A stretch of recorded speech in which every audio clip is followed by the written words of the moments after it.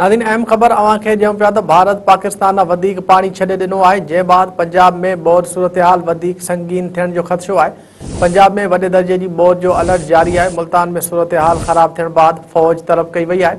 मुतासिर माण्हुनि खे ॿेड़ियुनि ज़रिए महफ़ूज़ हंधनि ते मुंतक़िल करण लाइ रेस्क्यू ऑपरेशन शुरू कयो वियो आहे।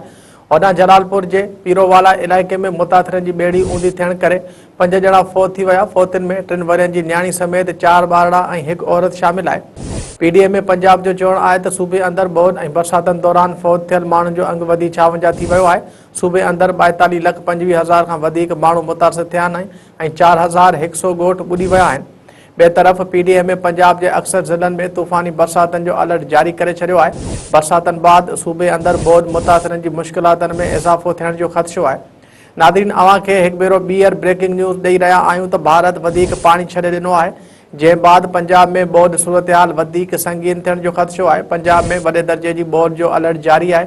मुल्तान में सूरत-हाल ख़राब थियण बाद फ़ौज तलब कई वई आहे। मुतासिर माण्हुनि खे ॿेड़ी ज़रिए महफ़ूज़ हंधनि ते मुंतक़िल करण लाइ रेस्क्यू ऑपरेशन शुरू कयो वियो आहे। होॾां जलालपुर जे पीरोवाला इलाइक़े में मुतासिर जी ॿेड़ी ऊंधी थियण करे 5 ॼणा फ़ौत थी विया आहिनि। फ़ौतियुनि में 3 वरियनि जी न्याणी समेत 4 ॿारड़ा ऐं 1 औरत शामिल आहे। पीडीएम पंजाब जो चवणु आहे त सूबे अंदरि बोड ऐं बरसातनि दौरान फ़ौत थियल माण्हुनि जो अंग वधी 56 थी वियो आहे। सूबे अंदरि 42,25,000 खां वधीक माण्हू मुतासिर थिया आहिनि ऐं 4,100 ॻोठ ॿुॾी विया आहिनि।